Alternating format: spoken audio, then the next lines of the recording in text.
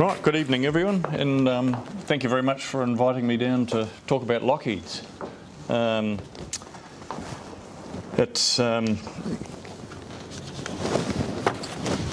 had a few technical issues. I spent most of the morning sorting out my photos in exact order of what I was going to talk about, but unfortunately the Mac won't talk to this, so things have got a little bit out of order, so you just have to bear with me. The photos now are not going to quite correspond with what I'm saying, but we'll persevere and we'll get through it. So I thought I'd break my talk into sort of three sections, a little bit my history, so because it sort of relates to the Lockheed quite a bit, and then a little bit about Lockheed itself, just because a lot of people might not know much about them, but I'll keep that fairly brief. And same with Union Airways, and then I'll move into the rebuild. So I might have to, I've got a huge amount of notes here, so I might have to shorten things up, and I could talk all night about the restoration, because anyone that's done one will know exactly what's involved. Lots, yeah. So, and I'm happy to take questions along the way. Just feel free to put your hand up or yell out or something, and I'll do my best to answer. So my father, Bill, learned to fly at Auckland Aero Club in 1937, and so I was brought up in a flying family, but I remember after he retired off the 4-engine Electra, he must have got a bit of cash from Air New Zealand or something, and we did a big camping trip in Europe. And came back to the third form, and this vocational guidance thing was on one evening, and Dad took me along to that, and I hadn't been at school for about a month because I'd been on holiday. So I still remember the guy is looking at my report card, and he's looking down like this, and he said, "What do you want to be, son?" I said, "Oh, I want to be an airline pilot." And he said, "Oh, your maths is terrible, your English is terrible, French is terrible." Everything was terrible. So he didn't say how I could change this or how I could become an airline pilot. And all I remember is getting in the car with Dad driving home. He said nothing. So I just put it out of my head. I thought, well, that's just not going to happen. And to this day, I'm glad it didn't happen, because I've done way better doing my own stuff without having someone, telling me where I've got to fly. So that's I sort of put aviation out of my head for a long time, and then I built a house in Devonport, finished all that, moved in, and my neighbour said, "Oh man, what are you going to do next?" And I thought, I might build a keeler or a boat or something. I built boats when I was younger, and he said, "Have you ever thought about flying?" And I said, "Well, I did briefly, but I just never happened." And he said, "I reckon you should try it again. Just try it." So I went up to North Shore Aero Club and did a trial flight, and I thought, wow, this is awesome. It was better than I ever imagined. So I got bitten by the bug that was probably worse in my case than if I'd taken up a cocaine, become a cocaine addict. But anyway, since then, my first aircraft was a C model Mooney, which was an old Auckland Aero Club aircraft, and after I gained about 120 hours, I saw this ad somewhere for joining the London to Sydney Air Race, which was reenacting the old kangaroo route, and it's the DC-2 was obviously in that race much earlier on. So I thought, I've just got to do this. This sounds like fun. And so I paid my deposit, and I thought, I'm not instrument rated or anything. I'm only PPL and VFR pilot, so. The 80 horsepower one, isn't it? Yeah. And I've flown it. Yeah, CPF. Yeah, well, it's got registration there. Yeah, quite a few people have flown that aeroplane.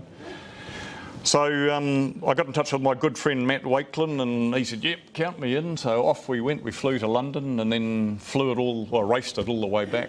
And so that's one of the highlights of my flying to date.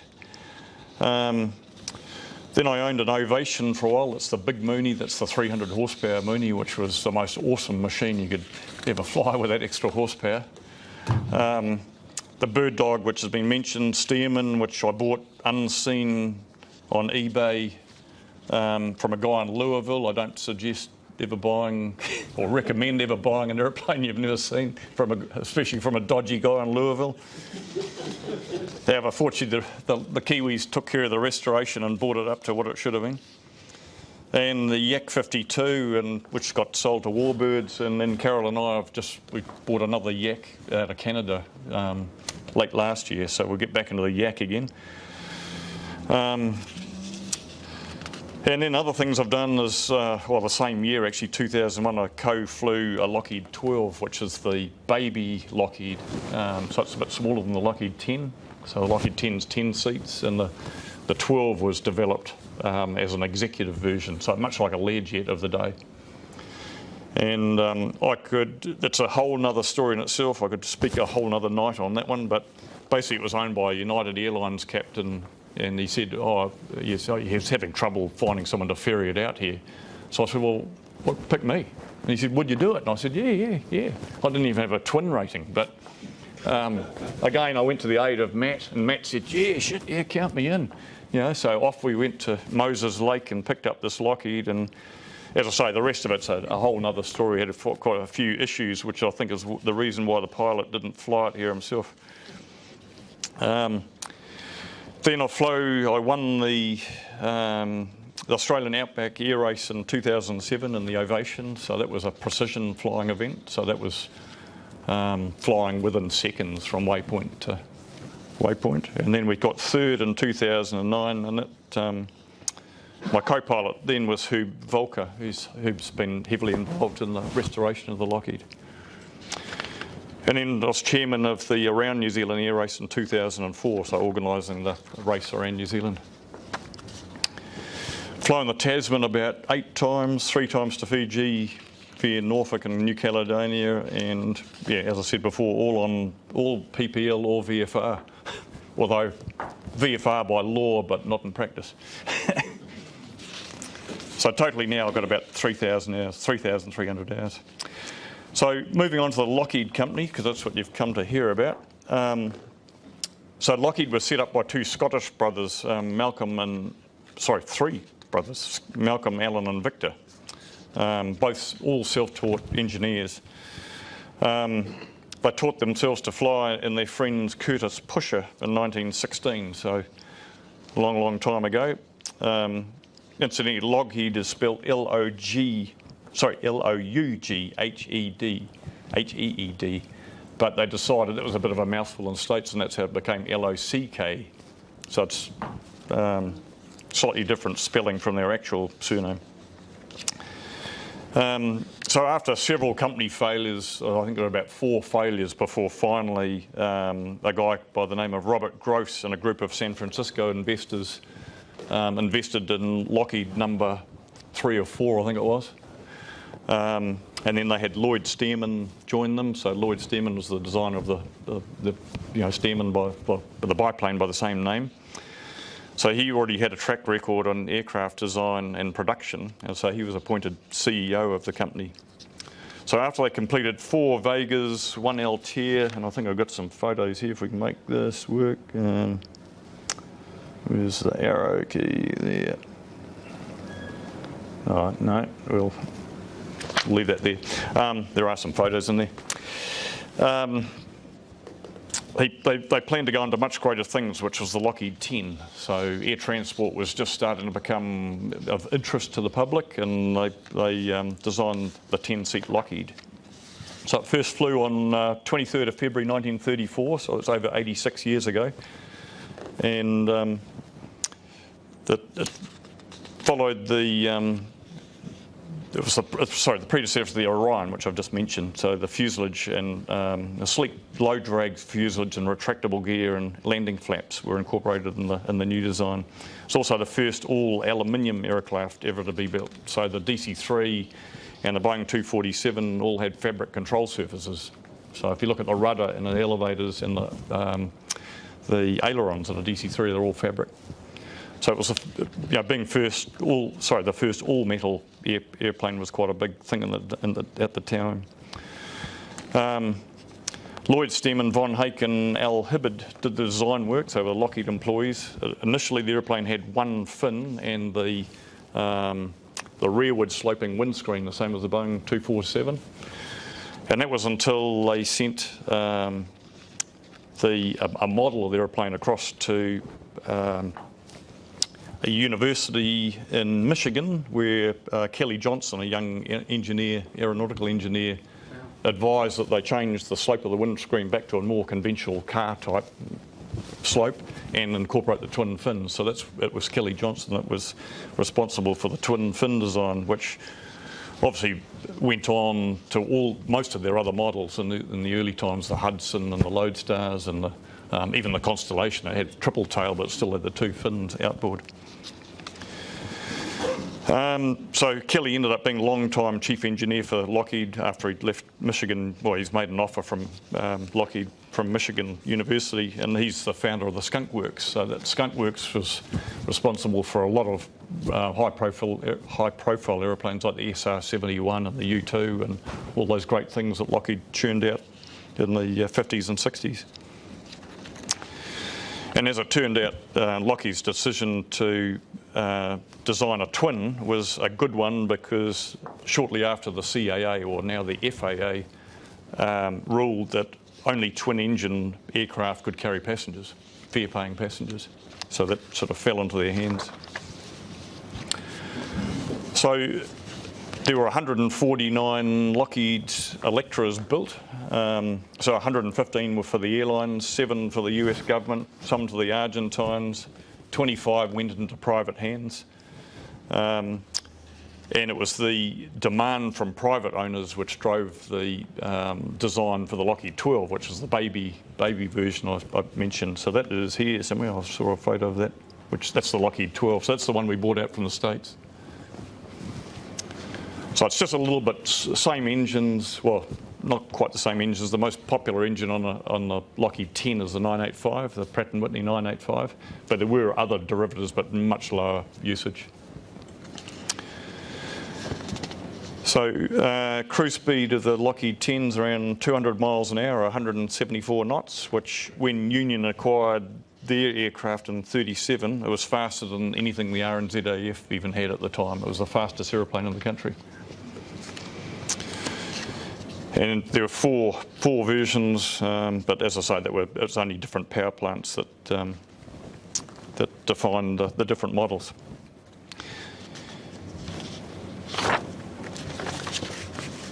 So today, still quite a few Lockheed 12s gracing the skies. If you go to Oshkosh, you often find a lineup of about 10 Lockheed 12s, all beautifully restored and gleaming in aluminium. But there are only 2 Lockheed 10s still flying in the world. So one of those is flown by Air Canada. And unfortunately, airlines mostly are run by accountants these days. And I'm still in touch with the old Air Canada pilots, and I say, "Oh, you're taking it to Oshkosh this year?" And they say, "Oh, no, we'd love to, but they won't let us, you know, they don't want to take any risk, and they don't want us to spend any money on gas, and, you know, blah-de-blah." And he said, "It's all too hard, you know." So the last I heard, someone in an ATR or an engineer in an ATR was doing a run-up on the tarmac, not noticing the Lockheed was parked behind, blew the Lockheed into the hangar, smashed all the tail group up, and it's been, I think, about over a year being repaired. I think it's flying again now, but that's just, you know, that's Air Canada. And then the other aircraft, which is back in the air, is the original Bata Shoe Company aeroplane. So I didn't realise this, but Bata Shoes is a Czech company from Czechoslovakia. And Mr. Bata, who was big into aviation, in 1937 purchased a Lockheed so that he could ferry high-value workers and supplies to as many factories around Europe. So this was used, I suppose, a bit like a Citation or a Learjet would be used for the car plants around Detroit, you know, carrying urgent supplies of, you know, small high-value items. And so it was pretty advanced at the time. In April 37, the Bata Electra made probably what was the first successful round-the-world business trip as well. He used the Lockheed to go around the world visiting various customers. And then just before the breakout of hostilities, it ended up taking a plane load of Bata executives to their freedom in England. And then after that, it went through subsequent owners and ended up back with Barter. So the guy that owns it now, he's like Mr. Google of Europe. Very wealthy guy, made his money out of the internet. And the aeroplane flies quite regularly, so that's probably the one that's getting the most use. So all the remaining Lockheed 10s around the world are static displays in museums. So there's one in the London Science Museum. If you go in there, it's hanging from the roof. There's 1.5 in Motat. So the one in Motat that's complete is actually BUT. It's not not the real registration, and the bits are AFD. I think it's just a part fuselage. Never say never, but I think it's highly unlikely any others will fly apart from the one that I'm restoring. It's just too big a job, too expensive, and parts are getting quite scarce as well. I'm not too sure where these photos are at, so I'll just go into the Union Airways stuff, and then we'll get into the nitty gritty. So amongst much controversy, Union Airways received government approval to buy 4 Lockheed 10As in November 36. So this was a time that was buy British. The government of the day was quite insistent that we deal with the motherland, and I don't know how Union got it over the line to buy Lockheed's, but they did. And the only thing I can think of is they were part of, the aircraft, or the airline was part of Union Steamship Company. And they probably had a lot of foreign currency from their activities around the world and were able to use the foreign currency to spend it as they chose. So I can only assume that that's how they ended up with them. But the introduction of the Lockheed's completely changed commercial aviation in New Zealand. It was much faster than the DH-89, and it gave the first ability to actually do a business trip to Wellington and back in one day, if you caught the early morning flight out and back to Whenuapai in the afternoon. So the first to arrive were AFC and AFD. Unfortunately, AFC crashed at Mangere on the 10th of May 37, which was my father's birthday. He happened to be out there at the time, and that was a result of I think an engine failure where the aeroplane just rolled into the dead engine and into the ground. So there's a bit of AFC there. That's off a tail fin off the aeroplane. A guy just put it into my hands. He said, "I think that you should look after this." So I don't know where it came from or how he got to possess it, but this turned out to be really useful when we were looking for the exact Lockheed logo, which had changed over the years. They had many iterations of their logo, but this would have been put on by Lockheed at the Burbank factory. And the aeroplane was so young, the colours wouldn't have changed. So we were able to use that as a perfect graphic and to pick up that red colour. The trader that actually hit is actually still there. Yeah. I think Richard Waugh put a memorial there, didn't he? Cycled out from. Yeah. So looks like some enterprising engineer took a pair of tin snips there, and but anyway. So that was So that's AFC, and then AFD crashed about a month later. AFE arrived in NZ, and this one flew until 1942 until it ploughed into the side of Mount Richmond near Nelson. AGJ arrived in 38 and flew for 10 years before crashing here at Tauranga Harbour. And I think the part of the aeroplane was in the old hangars down here for years before someone had to tidy up and throw it all out. AGK arrived one month later and crashed into the side of Mount Ruapehu in 1948. And then ALH was imported for Australia in 46 and ended up being broken up for scrap, so it's one that didn't crash. And then another replacement was brought in from Australia. So the aeroplane got a bad rap, but not because of the aeroplane. It's a really tough little aeroplane. It's beautifully built, and it was just I remember my father telling me it was just the period they were flying, and there was very little navigation aids. often the weather you were handed as a pilot was not accurate, and that's how the Mount Ruapehu accident happened. They actually drifted, I think, about 20 to 30 degrees off the track they intended to fly. And I know my old man, I think it was might have been through this association actually, or Air League, or one of those, was trying to get the pilots cleared of any wrongdoing, because it was put down as pilot error. But in actual fact, the information they're using was totally incorrect, and they couldn't have known any better about it. So anyway, by the late 40s, war surplus DC-3s and Lockheed Lodestars were plentiful and cheap, and that really put an end to the baby Lockheed. And now for the bit you've come to hear. So that gives you a bit of background about me and Lockheed. So the aircraft I purchased was built in 1941 and serial number 1145. So it's 1145 out of 1149. It was one of the last to be built. So this was wartime production. I don't know how they fitted it in, because they were also producing at the time around about 900 Lightnings and a lot of Hudsons and a lot of other stuff. So it was a period of huge expansion for Lockheed. So it was part of an order comprising of 6 L-10s for LAN Chile. So it went brand new down to LAN Chile in Santiago. I think LAN's experience was similar to that of Union pilots. They were often flying an IMC, and they also found the little Lockheed slightly underpowered. The early aircraft had 2-speed props which couldn't be feathered. So this all presented a problem on the rare occasion that you had an engine failure or had to shut down an engine. So apart from that, pilots I've spoken to who flew the baby Electras have all stated what a joy they are to fly. So the aircraft I've got, has about 11,000 hours on it, and that was between 41 and 1960 when it finished airline service. And I'm sure it's carried a lot of famous people and been around the Andes, and it'll be interesting to see where it actually went. But I think mainly around Chile.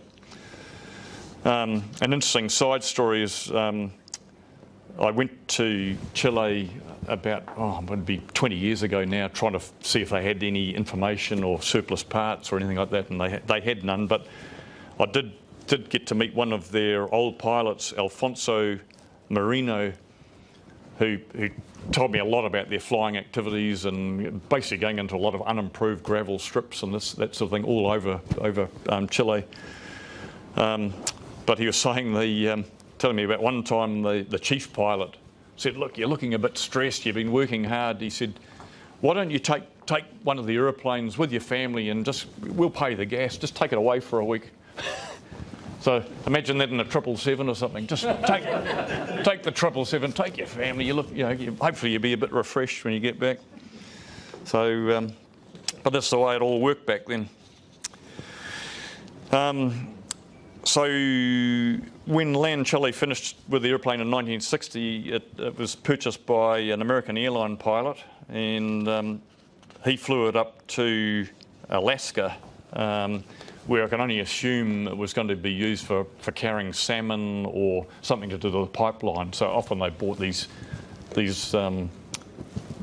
airplanes that had finished their commercial life and just took all the seats out and used them for humping freight or fish. But obviously that never came around, and it sat at Homer Airport up there on the ground and racked up $4,200 worth of parking fees. So clearly the airline pilot must have run out of money or something and didn't pay, so they impounded the aeroplane and they gave it to the Museum of Alaska Transport and Industry. So that is a museum very like MOTAT, based in Wasilla, Alaska. The museum had a highly unsuccessful open day and lost a lot of money. And the Lockheed was one of their highest priced assets, if you like, or exhibits, but with the least amount of Alaskan history, because it had just arrived there, hadn't done anything in Alaska, it just turned up. So I don't know to this day why, but one night in bed I was reading Trader Plane And I don't know why I looked under Lockheed, but I did. I wasn't actually looking for one. I owned the DC-3, which is parked out the back here at that time, and I didn't need another big aeroplane. But on looking through, I saw a Model 10 Electra, and I thought, wow, that's pretty rare. It's unusual to be just a little weenie ad in a trader plane. So I looked at the time and I thought, oh, I'll get up in the morning and ring Alaska and see what it's about. So I got onto the curator and I said, oh, is this a Lockheed 10? He said, yes, sir, yeah, it's a 10, yeah, it's blah-de-blah. And I said, I'll be there tomorrow. So I booked a flight on Air New Zealand to LA and then on to Alaska, and I was there the next morning, hired a car, went up to Wasilla, and we'll find the photo somewhere in here. It's unfortunately the order's out now, so I had them all I could have stepped through, but no, we'll have to come to it. It's gone to the back of the queue. So I flew up there, and I still remember seeing it for the first time, and it was just sitting outside with grass growing underneath it. The lawn mowing tractor had gone into a wingtip, something else had taken out an elevator, the rear door was hanging off it, the nose was smashed in because I'd left a DC-3 wing lying on the ground and the wind had caught that and blown into the Lockheed's nose. Half the windows had fallen out and it just looked sad. I mean, it was just, and I think that's why I bought it, I just felt sad for it. I thought if no one saves us now, it's gone, yeah. And so I remember you had to go back to the office, and they had a little brown envelope. You had to put in a little slip of paper what you wanted to pay, and put that in there. And I put in a little box for the tender box. Flew back to New Zealand, and about a week later, it was the days of fax, because this is 1996 I'm talking about. This is quite a few years ago now, and. The fax machine turns into life. When are you going to pick up your aeroplane? And here's the account to send the money. So I thought, oh shit, I didn't think I had a chance of actually winning it. So anyway, I sent the money, and at that time I was flying out of North Shore a lot, and I knew Stan Smith, who'd flown with my dad, as he was a flight engineer, and so when I saw Stan, I said, what the hell do I do? How do I get this thing back here? And he said, oh, look, Rob, I'll come with you. Well, let's go up there. I'll bring my tools. And we did. So we flew up there.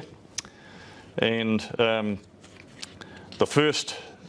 plan was, we looked at all the measurements and everything. And the plan was to take the outer wings off, take the props off, take the tail fins off, weld up a steel rack that would fit onto a flat rack container, and weld in some wheel cups to hold the wheels and a place to tie down the tail, and ship it home. It's easy.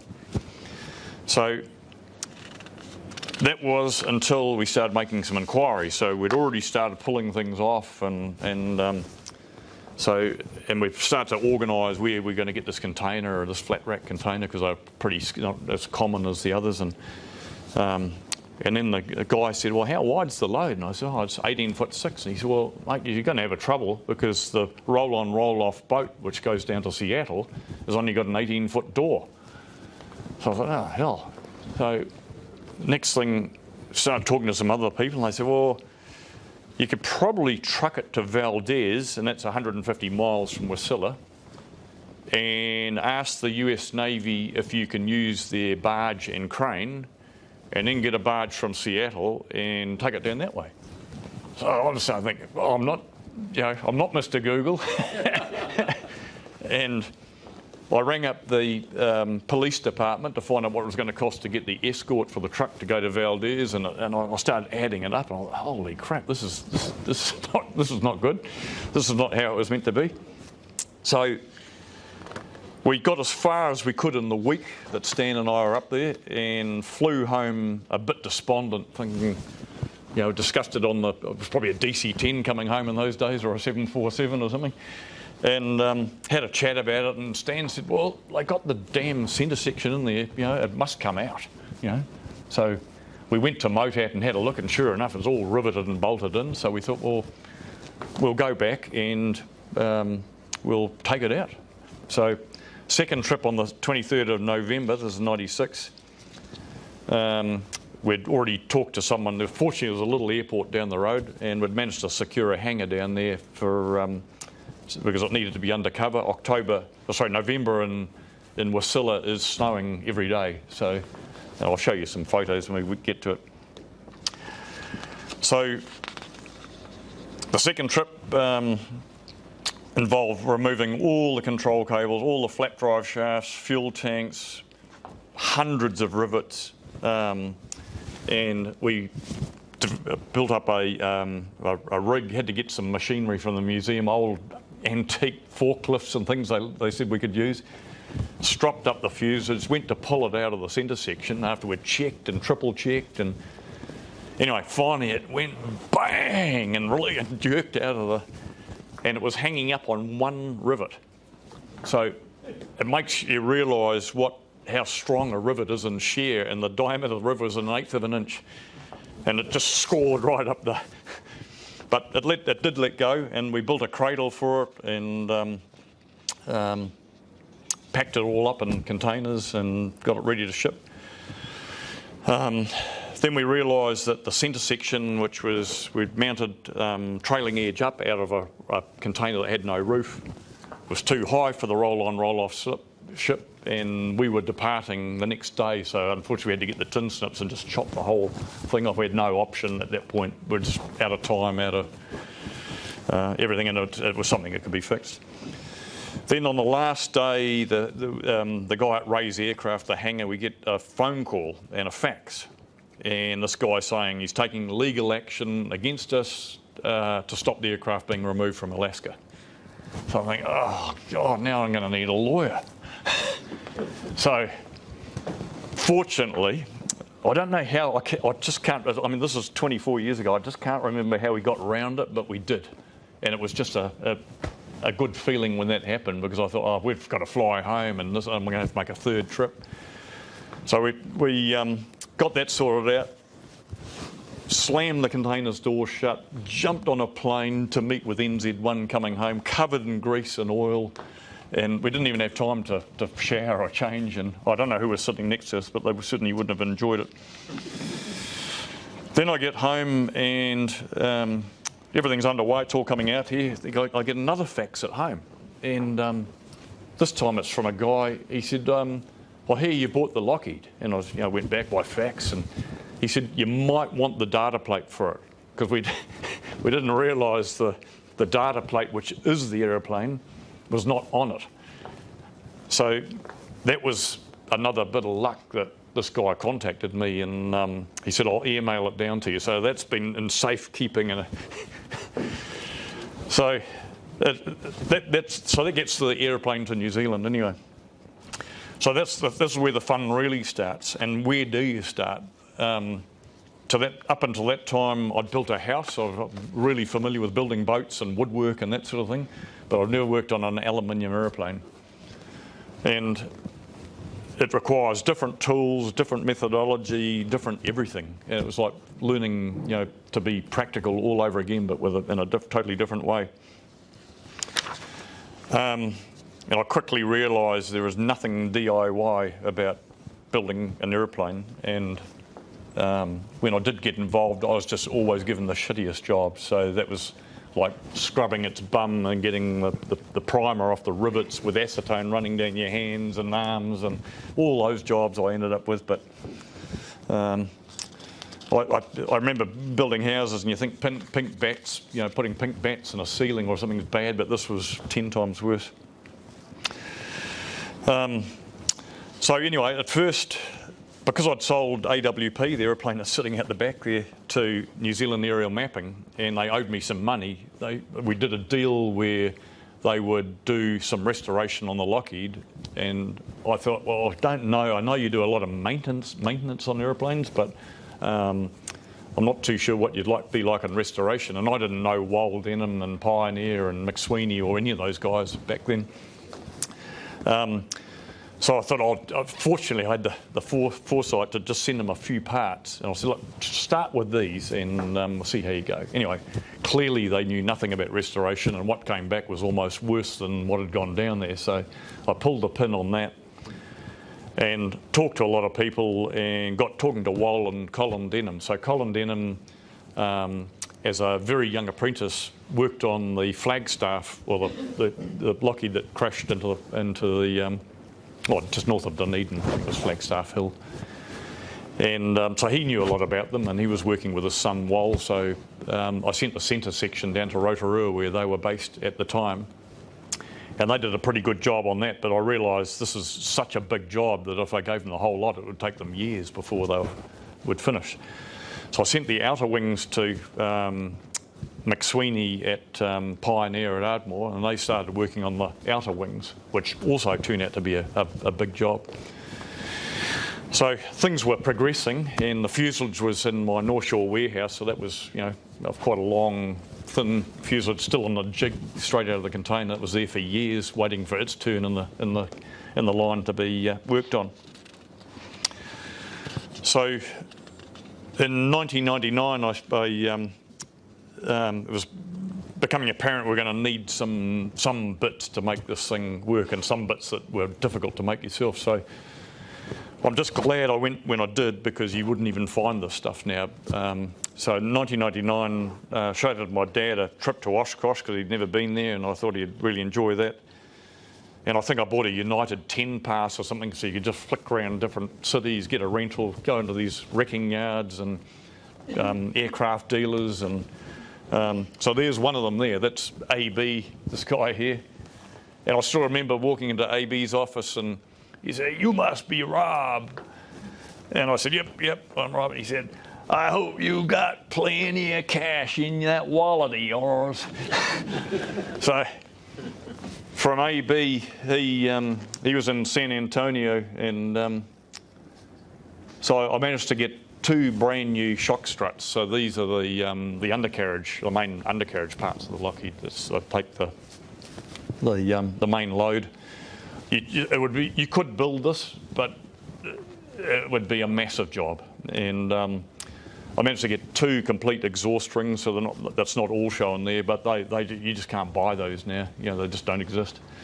Retract screws, brand new in the brown paper wrapping for the undercarriage retract. So we're on to Amelia Earhart now, but we'll cover that later. So I managed to get a lot of stuff, and I also managed to get a lot of engine parts. So I went to a guy, he originally had 6,000 985 cylinders brand new in the military cans. He had about 30 left when I got there, and I said, "I'll take 20. He also had 2 brand new crankshafts, which you just cannot buy them for a 985 now, and master rods. So a lot of stuff, but if you tried to do this now, you'd be fresh out of luck. You'd have to use used stuff. So I bought all this back, and then I thought we're going to need a big hangar to finish this project. So at the moment it was all in bits, but it was at some point it was going to come together. So we had to build a 10,000 square foot hangar at Ardmore. The reason it was 10,000 square feet is that was the land size. So I thought I might as well make the hangar as big as the land. There's no point in having lawns to mow around your edge of your hangar in the weekend. So it's better that it's concrete. And that's when we enter Hube Volker, so more commonly known as Hobie, because he's Dutch and a bit hard to say Hube. So Hobie had been working for Pioneer, and while he'd worked for all the guys, but I think he just had worked on the wings at Pioneer, and I know we'd got to talking a lot, and I think I don't know whether he liked me or what was going on, but he said, "Are you looking for an engineer to finish it?" And I said, "Well, I haven't given it any thought, but yes, I do need one." And he said, "Would you consider me?" And I said, "Yeah." So Hube came on, it's probably 16 years ago now. So the wings and centre section were all finished, and we were starting to get into the tail group, and then start the fuselage. And Hube and I looked at it, and I said, "Well, how long do you reckon?" He said, "Oh, I think we'll knock it out in 3 years." So I said, well, that's good. Okay, well, 3 years, that's fine by me. So that was 17 years ago, and we still haven't finished. So, but Hugh, he's the greatest guy, and you know, I think with these projects, you've just got to get a bit of luck every now and then, and that was my luck finding him. Well, he came to me, but it was you just couldn't get a better guy. He's got a NZCE. He's bright and bloody good with his hands, and that's a very rare combination. He can use any bit of machinery or welding gear or this or a lathe or milling machine or anything, and competently. So, and you really do need it for restoration. You're always turning stuff, making this, building that, even if it's a jig, you know. So anyway, the best way I can sum up the project is, and we had one only 2 days ago, is about 1,000 5-minute jobs. So you look at it and you think, yeah, we're just got to bolt that on there and bolt that and put that in and spray paint it and it's done. Wrong. So at best, it might take you a day if you're really lucky, but more likely weeks, months or a year. And it's just the way airplanes are. We had, I mean, only the other day we were putting all the aileron control cables in, which quite different from a more modern aeroplane because they use a chain around the 2 control yokes, and that connects to a bridle, which connects to 2 bell cranks, which connects to more cables. All hand spliced? Yeah, hand spliced, yeah. Yeah. We had them in the hangar only yesterday not fixing some stuff, we had to make some adjustments. But I mean, it's a recent example of just last week where I picked up some brand new bell cranks from somewhere, but no one noticed that what was originally an aeroplane was a part number diddy-da-dee-da-dee-da, but one of the ones that went into the starboard or port wing was a -1 bell crank. So we don't know because there is no information. So although I got all the drawings for the L10 from the Smithsonian, they were all on microfiche and I had them digitised for a great cost. But even then, sometimes either the part number's blurry or the dimensions are blurry, and you have to really, you know, guess some of it. You know. The original were all on tracing paper. Yeah, and that's all gone. So. That doesn't photograph well. Yeah, and interesting, the manuals are all detailed about stuff you're never going to need, but it's totally silent on stuff like even how to rig the ailerons. So it's just assumed that you were from that era and someone would know where you ring the Lockheed factory and they'd just tell you. So anyway, so yeah, that's one that I've seen Sahobi's, oh, you know, we have this sorted, you know, by lunchtime and then we're going to move on to this. And anyway, 2 days later, we're still baffled. We had John in and he said, oh, it could be like this, could be like that. But it just shows how these things just blow out. And it's 2 guys on it for, well, half a week now. So 95% done. Yeah.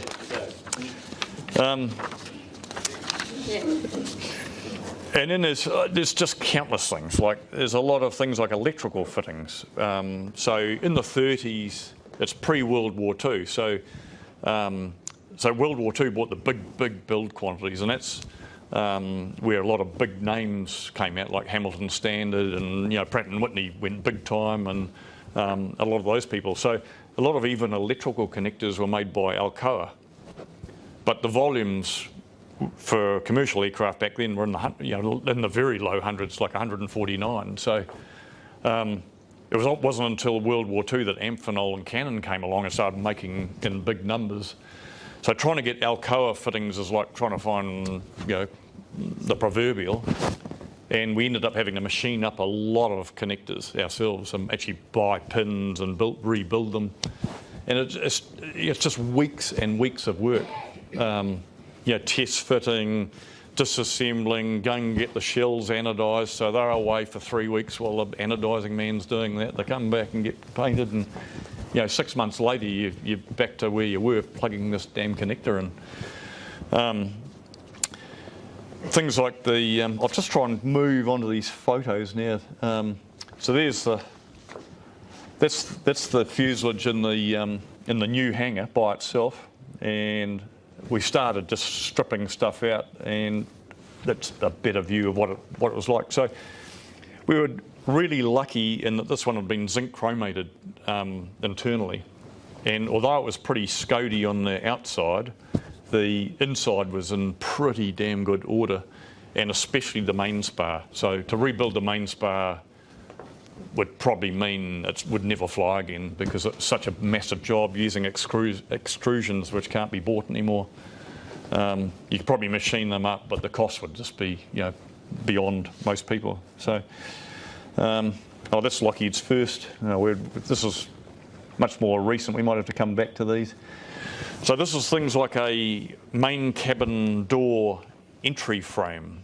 So it's multiple compound curves, and aluminium doesn't tend to like, especially thicker aluminium. There's probably about 40 or 50 thou that's got to be put around that buck that we built, or the mould. So you've got to use O-state, and it's really hard to work it around there. And so you can see there, that's the bit that we were looking at. It goes right the way. It's a big U channel, but it's all curved. And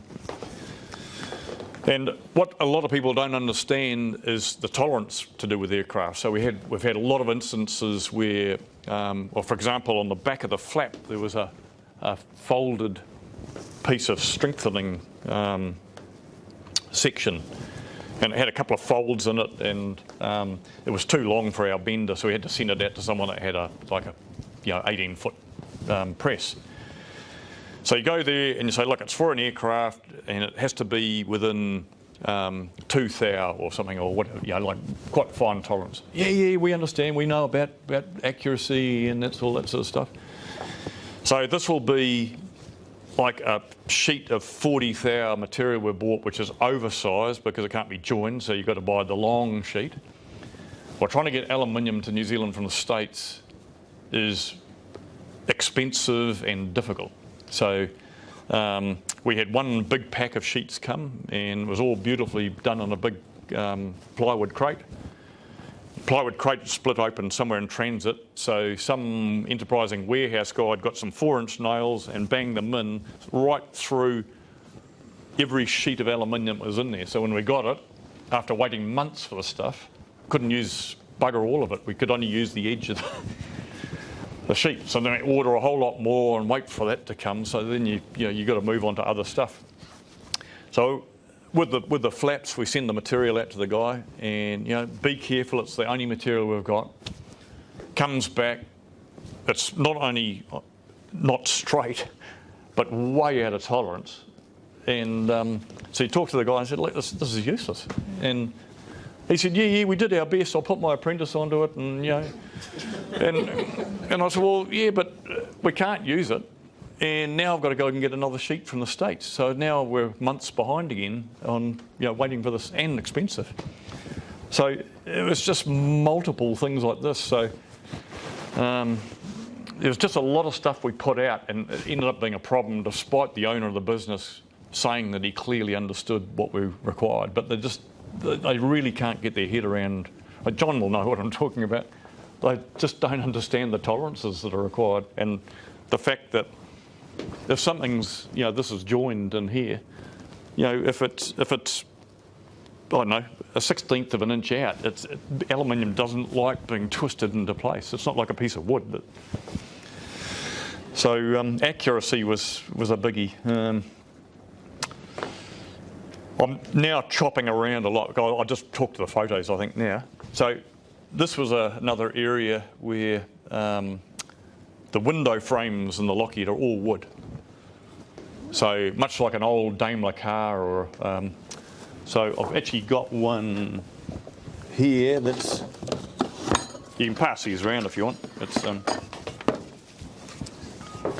so that's a bit of the original there, and it's 10 laminations thick. It's got a shoulder up here, and then it's got a curve there to take up the shape of the window. So it's actually quite difficult to make. especially because it's got that shoulder which follows around. So having done a fair bit of woodwork, I tried. So this is my first jig that I made. And what we underestimated was we made all these blocks with rubbers on them, all the different diameters as the laminations came up. But the clamping force required to get a good join was so great that it bent the custom wood frame. So it was just throw it all out, start again. So this is like 6 months of... so we then went to, hopefully it's the next photo. Yeah, jig number 2. 1/4 inch, or no, it's actually thicker than that, it's about 8mm steel base. A lot of toggle clamps, and rather than packing the wood from the inside, we decided this time we'll go from the outside and build it up that way. So the end. Are the windows the same? Fortunately, yes. So that's the original, and that's what we ended up building, and that's as close as we could get to the original. Just to let you know, that's the dining room. Yeah. It was for about a year and a half. So that was in the dining room for over a year because I could only do at best 1 lamination a day. It's 10 per window times 10 windows, plus 2 for spares. So 120 days at the very best. And in winter it slowed down because the epoxy wasn't going off so fast. So. Rob, you're saying you're making a lot. 10 I presume this means that the pieces that were there, like the window frame, were Rotten. usable. Yeah, that's exactly what is in John's hand. Right, they're just rotted. Just rotted, yeah. So because the windows had come out of some of the windows were missing, That's right, yes. yeah, the weather had got in there, and so this was at Pioneer. So this is the outer wings section, and yeah, again, fortunately everything was chromated, so it was actually in pretty good shape. There wasn't a heck of a lot to do. That's actually the original wings being made in the Lockheed factory. So not much different, just our jig's probably a little bit different, but did the same thing.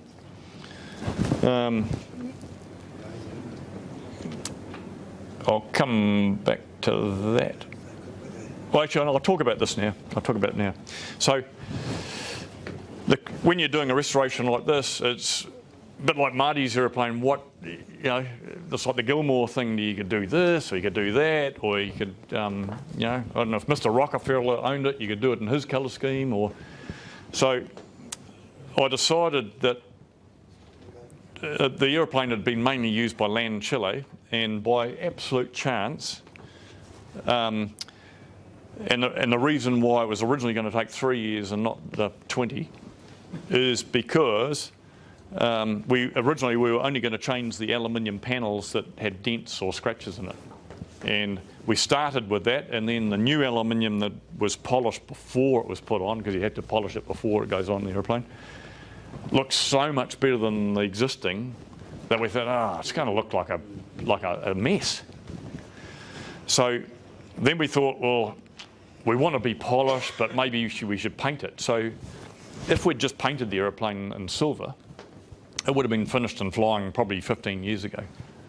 But the polishing is such a massive job for every little sheet, and it's already curved, so you've got to rest it on blankets and pillows and everything, because the actual polishing process actually is quite firm on the aluminium. Before you do any riveting. Before you do any riveting. Otherwise, You can't polish well, that's another story. So, which I'll just flick to now. We decided to paint the underneath of the aeroplane, so you can't actually see it. It's so well matched that you can't actually see it. But anyway, we didn't have a paint booth big enough, so we sent the wings to Pioneer. Yep, no problem, we can do that for you. We gave them the paint, and anyway, they sprayed it, but I don't know what the hell they were doing or thinking or whatever it was, but it was just full of dust and grit. So, and they'd already put the clear coat on, and we thought, well, it's just not good enough. It's not the quality standard we're after. So remember driving my tractor and trailer over there and picking it all up, and they're all like, you know, not talking to me, and you know, they never sent a bill, fortunately, because it would have, you know. But I just remember then spending the whole of January with 600 or 1,000 wet and dry paper, sanding 2 whole undersides of the wings, in and out between each rivet, and the rivets are like an inch apart. And it was just you get these hell jobs. And it just sets you back. It's a month I could have been doing something else. But anyway, so to do with logos, that's the Lockheed house colours there. So that stripe there was a Lockheed house colour. And so a lot of airlines, including Union, just adopted that Lockheed scheme, which is coincidentally, obviously, the red colour there so we knew that was the original colour. And then by looking at various drawings and things, you can pick up the rivet lines like this. So you think, oh, it goes to that 1, 2, just past the 3rd rivet, right? And usually on aeroplanes, everything's either 1/8 of an inch, 1/4 of an inch, 1/2 an inch, or 1 inch. So like the black stripe is 1/4 of an inch. So it's a lot of detective work. And so that was all pretty straightforward. And then because originally we were going to use the existing skins, we got Aquamax to come and blast all the paint off the aeroplane. When they blasted the paint off, it perfectly left Area Linea Nacional, which is LAN for LAN Chile.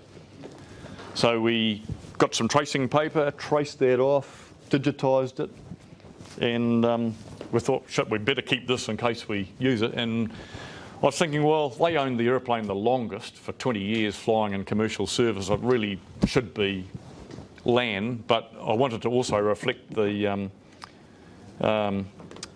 New Zealand side. So the other side is in Union Airways. So I'll come to the Union bit in a minute. We're just moving around here. That's the instrument panel, which we've kept.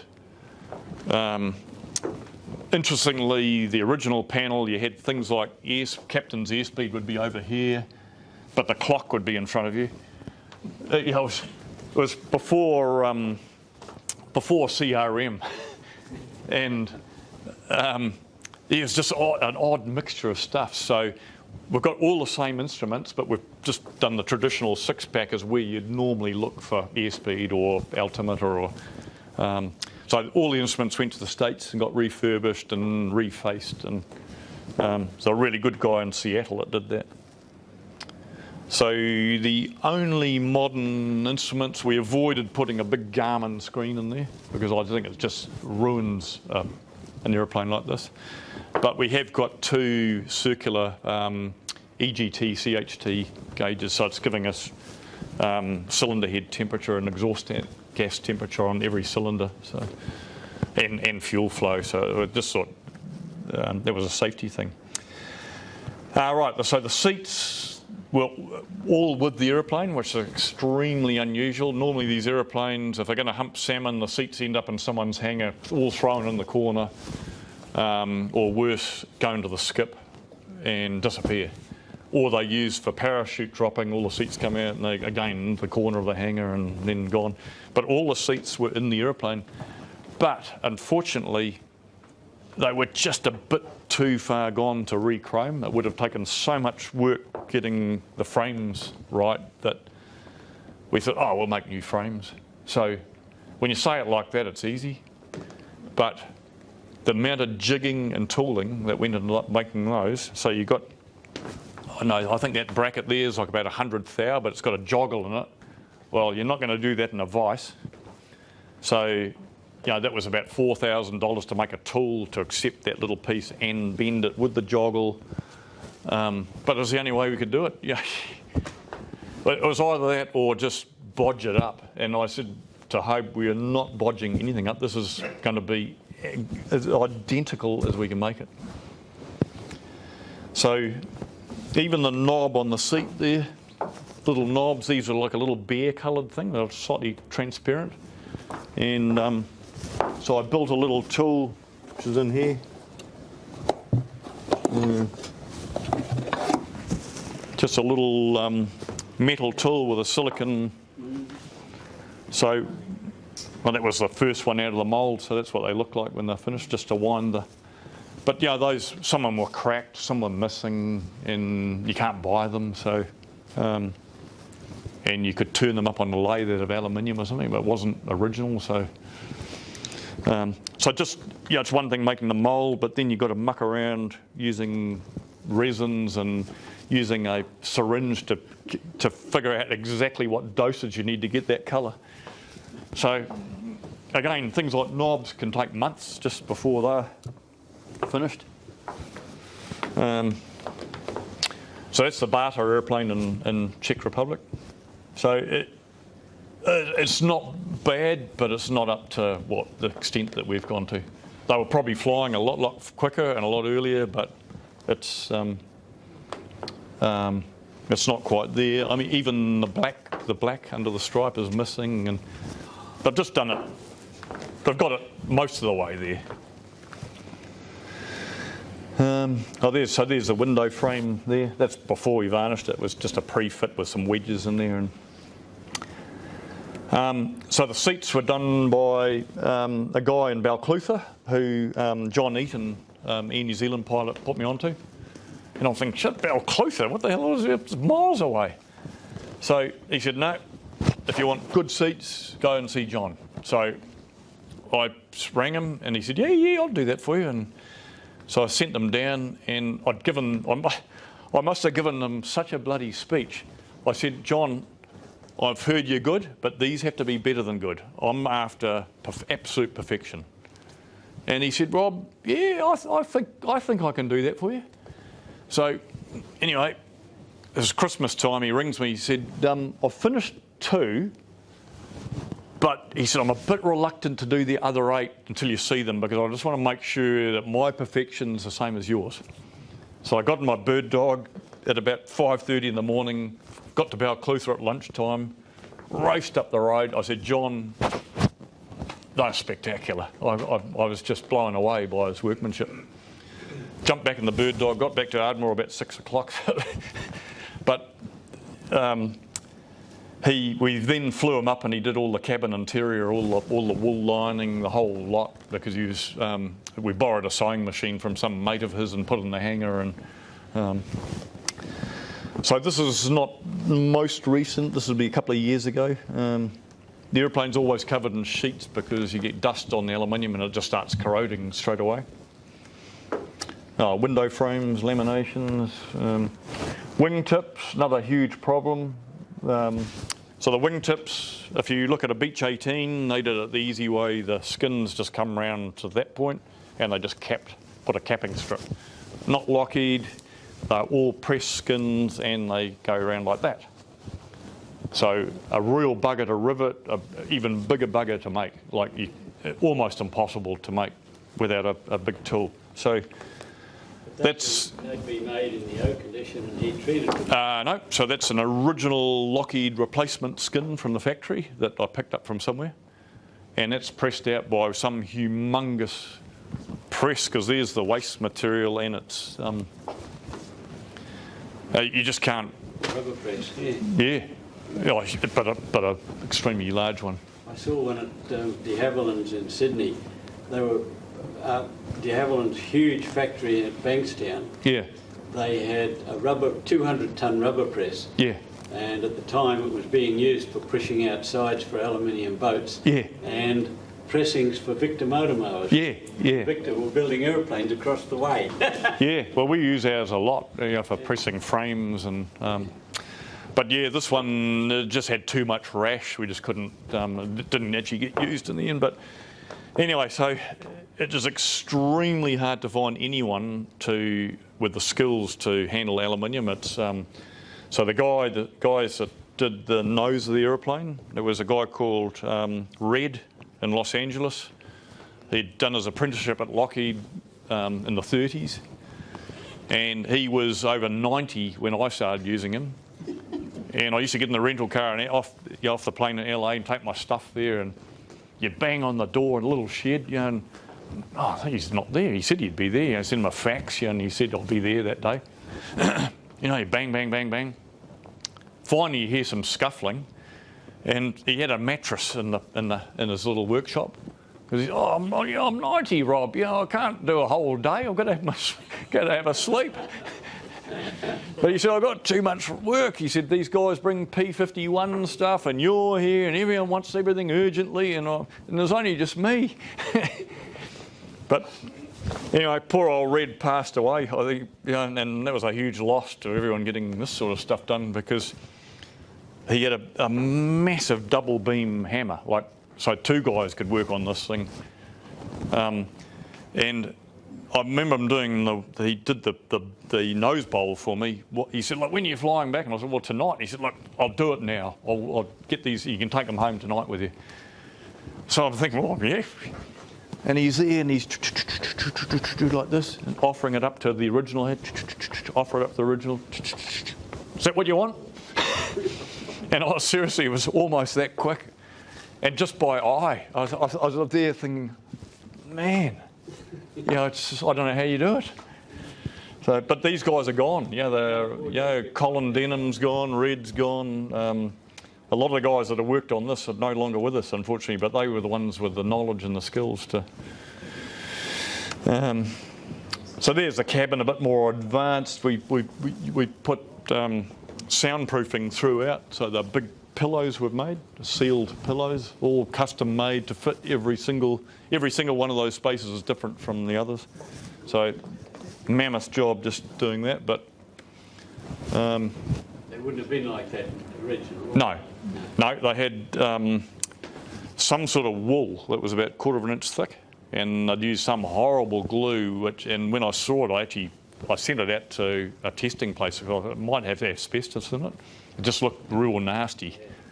Unfortunately, it didn't, but it required copious amounts of acetone to move it, you know, and you're just scrubbing. You know what it's like. Windows. So the airplane only had one original window in it, and the glass is laminated. So it's one piece of glass, plastic like a car windscreen, and then glass. The total thickness was, I don't know, about like 4.5 mil. Which means each pane of glass was like 332 or something like that. So you start ringing around the States looking up glass people that bend glass. So, sir, you don't know what you're talking about. You can't make it that thin. And I said, well, I've got a piece in my hand and I've got the Lockheed drawing which specifies the thickness. And they were making them in 1930, or 34. No, it's not possible. It's not possible. So you'd ring the next guy. That's too hard. You can't do that, and blah blah. So finally found someone in Sydney, Australia, and they were doing architectural stuff. And the guy said, "Yeah, we can't make it quite as thin as you want, but we can get pretty bloody close." So all that required with an increased glass thickness was to make the wooden window frame a fraction narrower, and it would, the net result was the same. But when this glass was cooling, when they got the right radius, so it's a huge radius, like about, I forget how big, like a couple of metres is the arc, and it's a constant radius through there. But they've also got to heat it to bend it, and when it cools, the corners just tuck up a little bit. But you can be certain when Lockheed did it, in the 30s, there were a lot of immigrants from Europe. So the guys that probably did the window frames were probably piano or guitar or violin makers from Vienna or something that immigrated to the States. And the glass people were probably Venetians from Italy or something that knew a lot about glass, and they would have made a mould that compensated for the tuck and when it cooled. So when it cooled flat, or straight. Anyway, it wasn't too bad. And I'll come across the other photo, but we managed to use we used a modern system of bonding, like a modern car windscreen into a frame, and that's worked well. The original was a rubber seal and never sealed properly. So, how are we for time? Were you all right? Oh Yeah. So, okay. So there's the nose that the DC-3 hit. Doesn't look like much, but there was a major lot of work fixing that. That's instruments. the nose cone that Red made for me, well, he made the skins. And then this is my work here. The control wheels were cracked. So it's got an aluminium subframe underneath here. And then they moulded a black stuff. I don't know what the hell it was because I ground it off and there was just clouds of black dust coming off it. But because it was cracked, we were worried that there might have been corrosion that had got, migrated through the crack, and you don't want your control wheel breaking while you're in flight. So ground it all off, and then we had to find a way. We kept one good one that we had and made a mould so that we could use black epoxy to recover them. So, but that's just a small part of the mould. It ended up being a big silicon mould and a big metal box. So it's fairly advanced there on the. So back to logos. There are no colour photos of that anywhere that I can find. So this is from the 30s, and I've spoken to numerous people, and they're all black and white photos. So all you can do is tell that the shade of that colour is darker than that one. So you don't know if it's black or red or. So after a lot of discussion, that's what we did. And again, we picked up the typeface just by rivets, by looking at, that's the halfway point between that one and it fits in there, and just figured it out and drew it up. That's identical to the Union Airways thing, again by picking off rivets. That's the netting for the overhead luggage things. So if you looked at the Bata aeroplane, they would have gone into the place where Audi goes to buy the stuff on their back seats and bought a roll of that and just sewn it up, and it just looks terrible. I mean, it's machine made, it looks shocking. So I used to go up to Hong Kong a lot on business, so I'd go around the markets looking for 3-core, 1/8 inch cotton cord.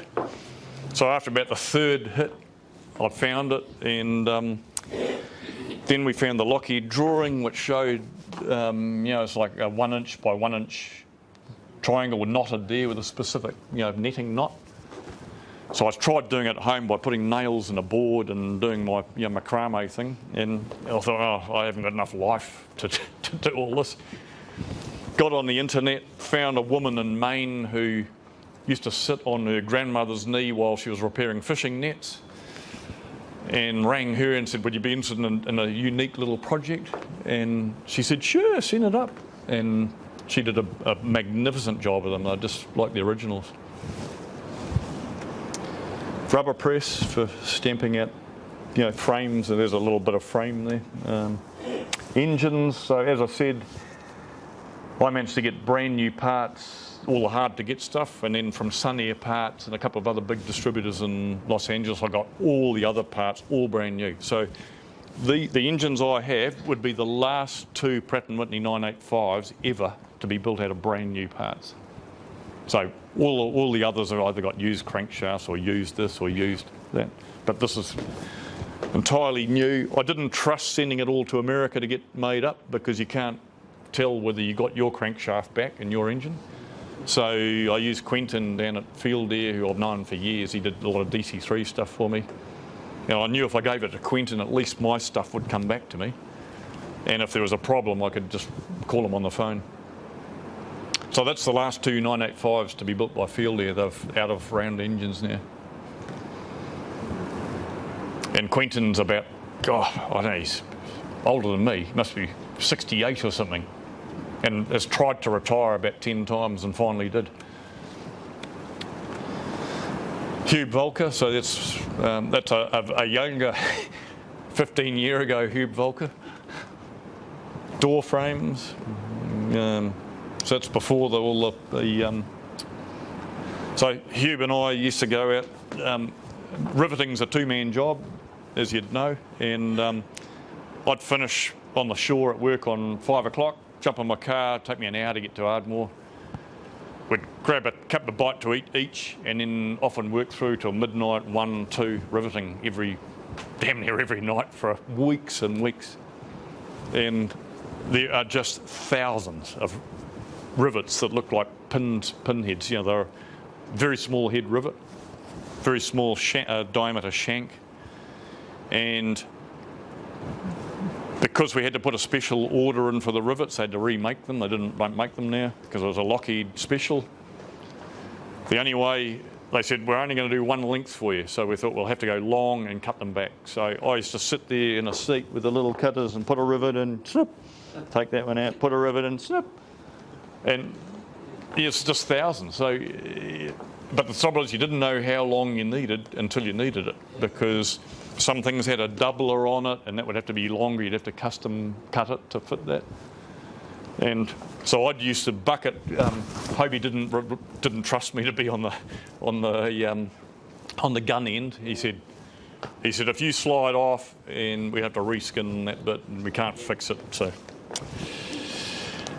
So that's the aeroplane, not my aeroplane, but one of the 4 that land Chile. That's over Santiago. Wing. So this is a mistake if anyone ever gets into restoration. So this is a common practice to lay primer down before you put the rivets in. And the reason for that is so the head of the rivet's sitting on some primer and it's protected for corrosion. But unfortunately, we made the mistake of leaving that about 10 years or 15 years before we took it off. And it had gone hard as the hobs of hell. And it just took buckets of acetone. I mean, we devised ways of wetting rags with acetone and laying it on, covering it with Glad wrap and leaving it for a couple of hours. And you get there with a toothbrush. And because we're going polished, you couldn't get too aggressive with a toothbrush, or you'd then spend hours polishing out the damage you'd just done. So that's the aeroplane when I first saw it in Wasilla. So it was in pretty bad shape. That was packing the centre section into the open top container. And you can see some of the museum's antiquated old forklifts and stuff we were using. That's me in a much younger with hair, de-riveting the centre section. What happened to the hair? Oh, just fell out with stress, I think. It's the acetone. Yeah, that was the cockpit as I purchased the aeroplane, so it's totally different now. It was just snowing the whole time. You could work out there for a while, and then you couldn't use gloves because you were using hand tools and it just didn't work. And so you'd have to run and get a cup of coffee, hold the coffee in your hands, warm those up, back out again. And really short days. The sun wasn't coming up till about 9 and it was gone by 3:30. So. Rob, but the instruments, are they colour coded or are they all black and white? So they're black and white, but we've colour coded the flap speed ranges and VMCA and all that sort of stuff, and red for do not exceed. Engine instruments, are they colour coded engine? Yeah, everything's green, green, red, white for the numbers. So most of your basic structure is original? Yeah. Just the 95%, I'd say. Oh, that's one of the Union aircraft. So there's a good example. So you just will not find a colour photo of that anywhere. And so you can tell that that's either dark red or black, but just by the contrast, and that's a lighter colour. And somehow I found somewhere an old a luggage label or something, and it was an orangey colour in there. And so we thought, oh well, no one's ever going to be able to quiz us on it. So paint booth wasn't big enough, and we didn't want to outsource it after the Pioneer incident with the wings. So I just went to the cheapest place to buy that cheap Chinese pipe, PVC pipe, and we just built our own spray booth and just bought a big fan and put a big filter box on one end and sucky on the other end, and that worked pretty well.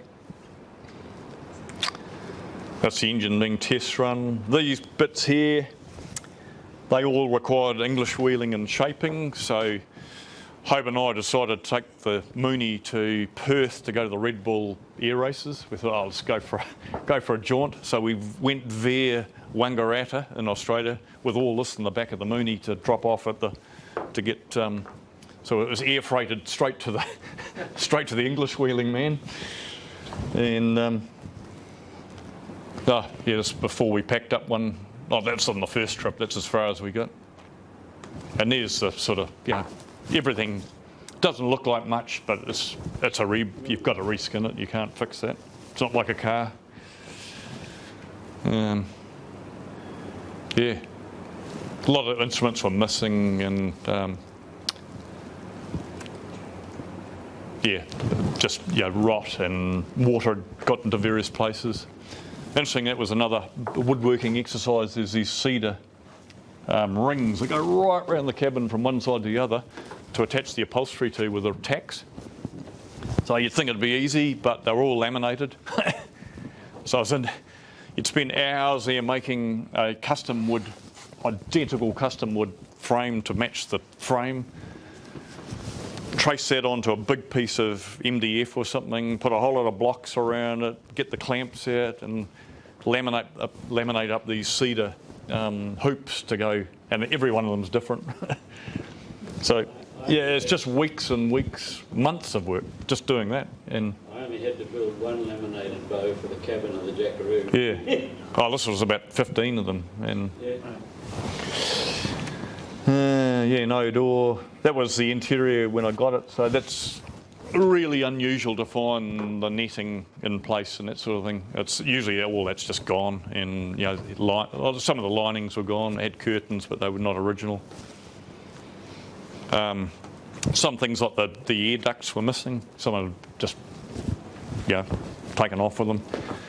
And you think it's such a small thing, but by the time you've made a die to put in the rubber press just to recreate that, it's weeks of work, weeks. And you're only missing one of them, and you can't buy them, you can't get them. You could make them out of fiberglass or something, but you still have to make a mould. So gives you a bit of insight to a younger Stan Smith. Very much younger. Yeah. Stan. That's when he did a filming thing for, I don't know, one of the New Zealand TV series, and they dyed his hair, but it went the wrong colour. That's a reasonably recent photo. So that's in January this year. So it's on its wheels, tail wheels on, and we were doing fuel flow tests there. So we had to fill the tanks and make sure there's no leakage in any fuel pipes right through the cockpit, through the valves, before we put the outer wings on. So where we're at now, the airplane's in the hangar with wings on right through to the wingtips. Ailerons are on, but still being rigged. Flaps are on, and all the tail groups finished and on. So it's a matter of just fitting up the cowls now, and we're almost there. New Zealand on one side and land Chile on the other. Correct. Yeah. Oh wow. Well, that's the bits that came back from Australia. That's the new ones. Yeah. So there's the land Chile side. Fantastic. So. Yeah, I don't know. People continue to ask me how much longer, but you just don't know. It's Tuesday, 10 o'clock, yeah. And would I do it again? You just don't have enough life, if I hadn't started when I did, it wouldn't. You'd be selling it to someone else to finish. So, do we have any questions? Rob, who are you going to get to test flight? Are you going to do it? Dave Phillips was going to do it, but he's lost his medical, so I've done a fair bit of flying with Matt Wakelin, and he flew the Lockheed 12 with me, and he's got a lot of Beach 18 time, but Matt lives in Australia now, so it's a bit more difficult. Don't know yet. When did Dave lose his medical? Oh, fairly recently. Fairly recently, but... He got it back for the RPL. He did the test flight on the Jackaroo. Yeah, but can't test flight. This is certified, so... Yeah. Where does the CAA, the regulator, fit in all this? We just don't talk to them. No, we've... I mean, this is the first talk I've really done on it because... we get a lot of interest, and due respect to the people that are interested, they come in, they spend an hour talking to Hobie, and it's just an hour that work just didn't...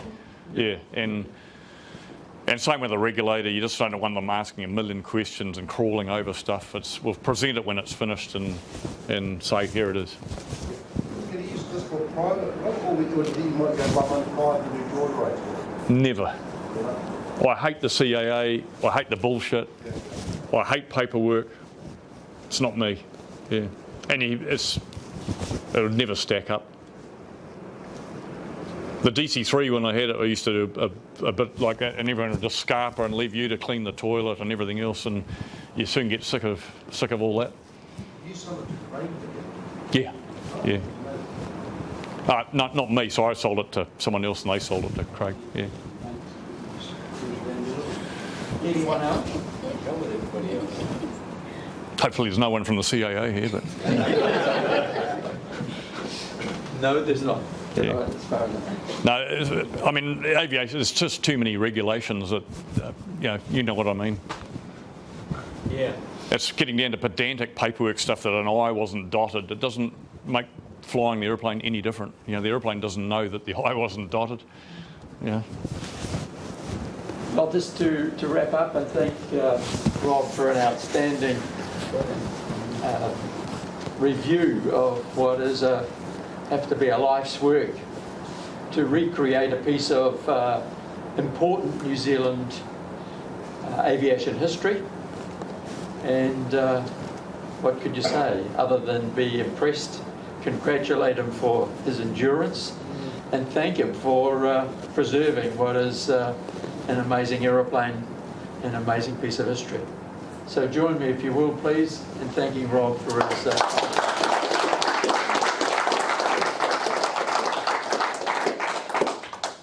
No, it's easy to take people for rides for nothing. Yeah. That's what I do in the Stearman and everything else. People rock up, oh, you're offering rides? I said, just jump in, I'll take you. Yeah. And the same with this, people want to go for a ride. I'll say, if we're going somewhere, I'll just climb in. So looking out beyond COVID, hoping it'll be level 1 next week. We're looking forward to returning to face-to-face meetings like we're having tonight, without the space seating, but with back to supper and our normal routine. So out into July, we're looking at a week later than normal. Tracy Cousins, who's a former C-130, I think she was a captain. She's resigned from the RNZAF, went to the UK and come back, and she's now flying freight across the Tasman. And so that'll be July. And then August, Linton Heatley will tell us a bit about flying in the other side of the world. So this is charter operations in UK, Europe and Scandinavia. And most of us wouldn't, some of us will have had, some of you, Bruce and others, will have got to the UK, but perhaps not beyond into the northern, that bit of the northern hemisphere. And then our big meeting for the year, which is the Jean Batten lecture, now called the Jean Batten Address, will be provided by the Aviation Historic Society, with the president writing, who's in Washington, Brian Lockstone, writing the lecture, and Paul Harrison from Param delivering the lecture. And the lecture is on George Bolt, who flew 100 years ago in a Boeing to land here in Tauranga in March the 14th. So it's pretty important that we pay him a bit of homage, and so that's the intention. Other bits for the rest of the year, we'll tell you those when they're coming. But thank you very much for your time, your presence tonight, and for enduring the COVID, which we've all done, and look forward to seeing you next month. Good on you. Thank you. Thank you.